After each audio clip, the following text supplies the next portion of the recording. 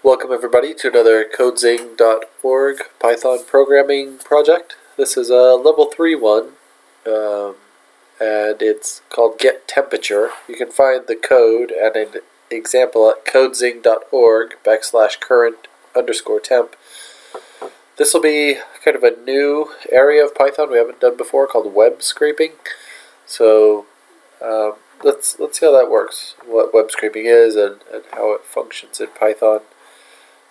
If we head over to the website, you can go to codezing.org. If you go to the main page, you can click on level 3 and scroll down to Get Temperature, learn web scraping.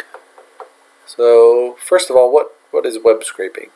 Web scraping is the automatic process of going to another website, or going to a website, and pulling the HTML code, which is the code that tells your web browser what to display, how to display it on the web page. And automatically gets the HTML code, and then you can automatically get pieces of that code and use it. So the simple example we have here is going to the website weather.com, putting in your zip code and getting back the current temperature. So let's put in a zip code and click Get Temperature. And what it did there is it actually goes over to weather.com, gets the entire HTML for that page, grabs just a couple little pieces of information from the entire page, and then brings that back, returns that to our display. So if we go to weather.com, and let's put in our zip code there. I did 90210. You can use any valid zip code. And let's put that in, and we can see hopefully that we get the same. So it's 66 degrees, and indeed that's what we got on our website here. And then on top of that, so let's take a peek at the HTML. If you've never done this before, you can do it to any website. But if you right-click and go to View Page Source, you're going to get all of the HTML for that website. Wow, it looks like a mess. So actually, this is a bunch of like JavaScript and CSS in here that drives all the formatting for the entire page. Plus, has a little bit of programming language to get advertisements and other stuff. So really, actually, super long. This is a lot of HTML for a web page. All right, interesting. So part of the trick of making a web scraping application is, one, finding out the information that you need from all of this data. What are you going to try to get? Narrowing down what on the website matches what part of the HTML code. And sometimes you can go to inspect, and so if you right click on inspect and you click on the element of the web page like we want here, you can see that it's this section page name. That's kind of generally where we're at.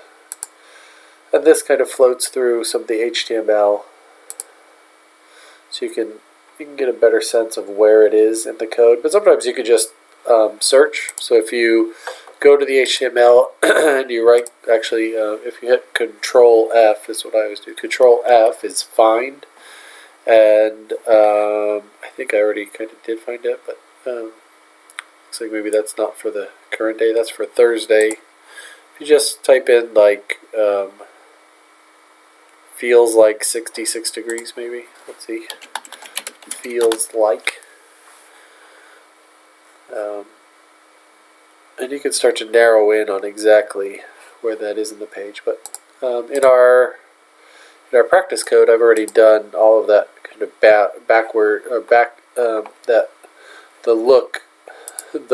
the work of going through all the HTML and finding out exactly what we need to pull. So let's look at the code, and we can watch it that way. But that is kind of the biggest trick of web scraping, is figuring out what exactly you want to return. So if we click on the bottom and get the code, you can see just a few lines of code to do this. Copy it and put it in Spider. paste. If you don't have Spider or Python, you need to head back to the website and download Python. There's links and videos to show you how to do that. So these are new libraries we've never used before. The library that actually does the web scraping is called Beautiful Soup. And so Beautiful Soup is, it's kind of a funny name. I don't know where it comes from, but this is a very common library that people use for web scraping. If you go to Google and type in, Python Beautiful Soup, you can read all the documentation on how it works and probably some background and stuff on the project. It's free and open source library. And then we're importing requests as well, the requests to the library. So the first thing we're doing is asking the user to enter a zip code. And then once we get their zip code, we are constructing our own URL, our own web address. So if you look at weather.com, you can see that once you type in the zip code, what it actually does is it puts the zip code right in there. So if you put in another zip code, see if I can guess another one that actually works. 027.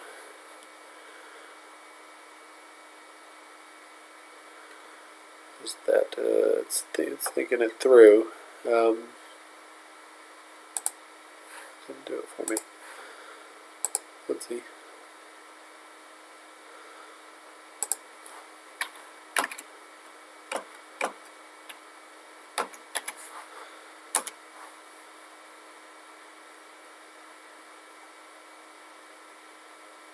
So bringing back Beverly Hills.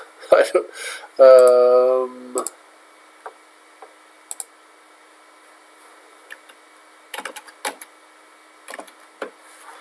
Just try one more here.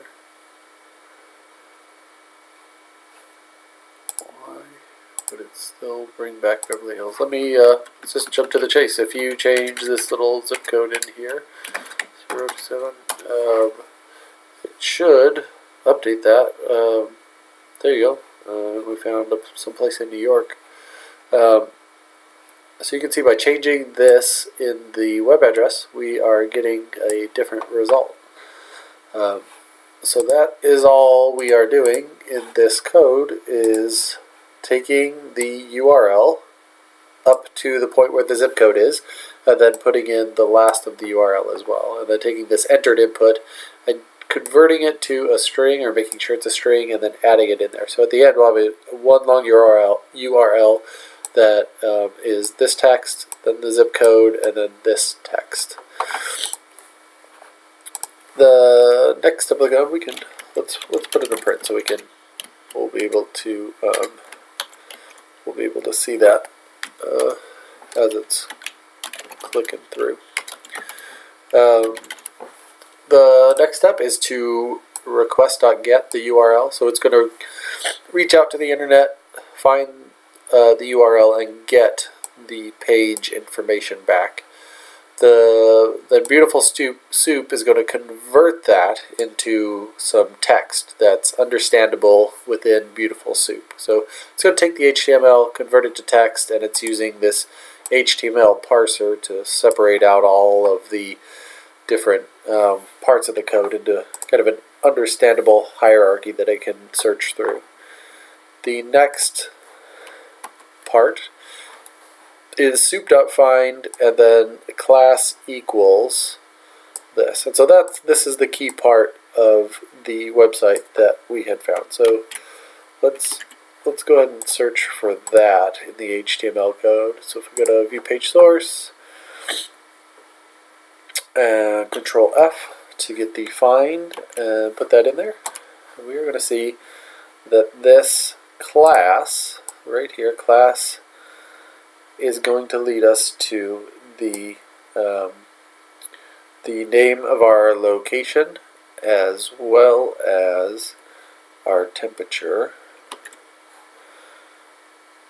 is under today now card temp.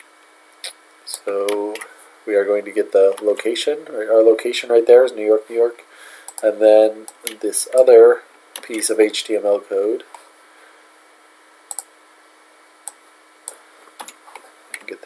there we go, is going to be the temperature.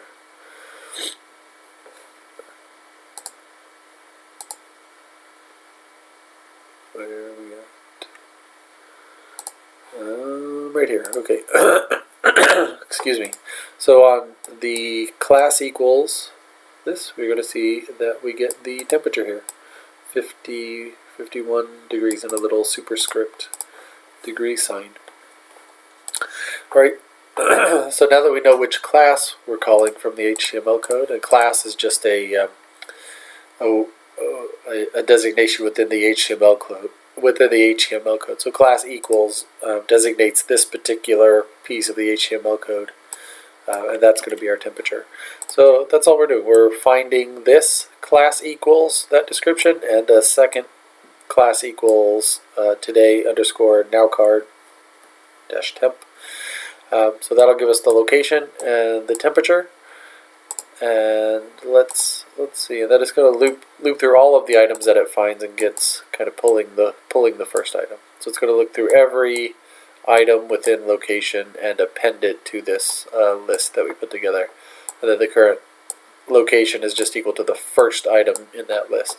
Same thing with temperature. We're going to look through all of the temperature stuff that's returned, the HTML code, and we're going to append the items to a list here, the temp list, and then we're going to get the very first item, and then we're going to return to the console the phrase the current temperature for blank is blank, and then this dot format will pop current location in the first blank, current temp in the second blank.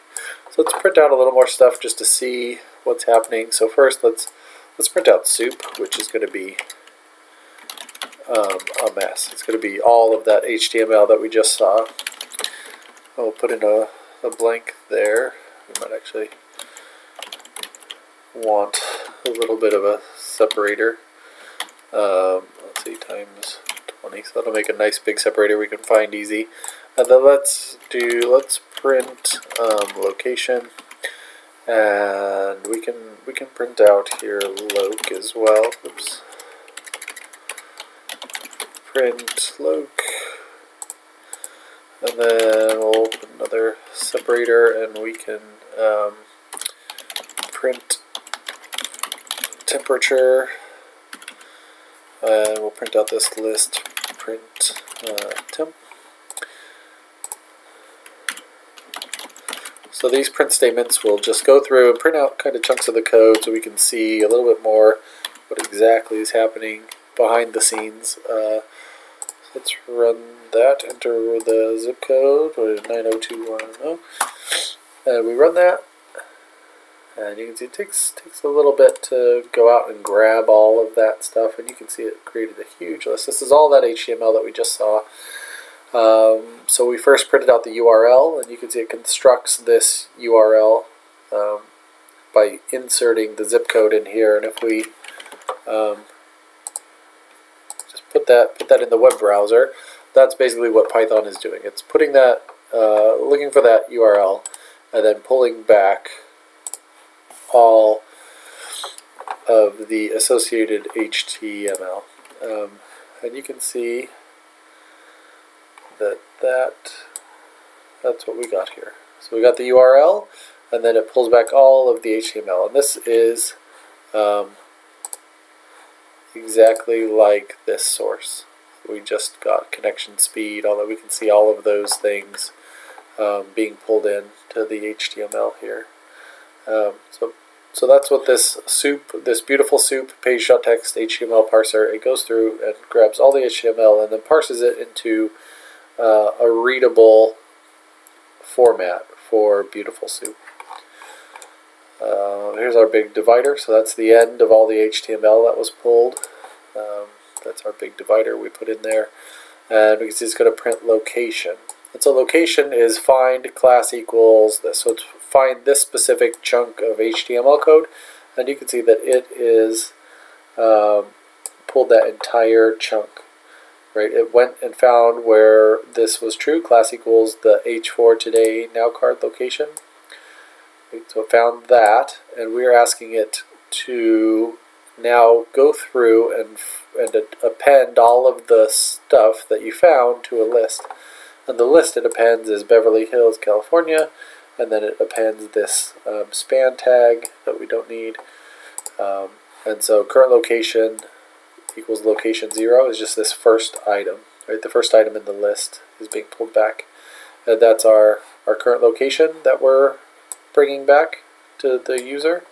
And then going down to temperature, and it is looking for this class, and it found it. This is a memory location for this object. This was a little, you can see that we had to do a span.children to find it. It's kind of the way Beautiful Soup organizes everything is using parents and children. So usually tags are organized as kind of an outer tag, and they move kind of inside. The tags kind of encapsulate the smaller tags. So as you move inward, those are children, and if you move outward to a wider grouping, those are the parents. So this just grabs the temperature child of this class. So a little bit complex maybe in, just seeing your first run at web scraping. I think the important thing to know is that it's possible. I thought it was pretty amazing when I found out that you could do this. So, and kind of a simple example, it does take some effort, some energy, some research, some frustration even, to work with Beautiful Soup, learn how to use it, learn how to find the information that you want to find, and then being able to bring it back. A lot of times you try something, you print it, you see what it gives you, and then see if you can manipulate that further. So like a lot of times you would do this step, right, and you see that it gives you all of this, and you think, that's not what I want, I just want this little chunk in here. And you figure out, oh, well, I can loop through it and append it to a list, and then it gives it to me nice and easy at the beginning of the list. So you got to try, mess around, break things, and try over, try again until you eventually get a set of code that works. And once you do, right, then you have a cool web scraping program. I would just throw in one little note of caution. Obviously, people's information on the web isn't always free and available to use. Like a lot of the Python libraries are open source; they're free to use. But weather.com is proprietary information. I think me periodically, or the users of my website periodically, grabbing one little tiny snippet of temperature information probably isn't worrisome, but just know that you cannot build a website that mimics weather.com and steals all of their information. Right? They put a lot of money and energy and effort into generating those weather forecasts. So just a note of caution. I can't imagine that you'd be building anything that complex at this point, but just be thoughtful. If you start making something really complex, make sure you're being mindful of other people's proprietary rights and the fact that not everything on the web is open to use and copy for free.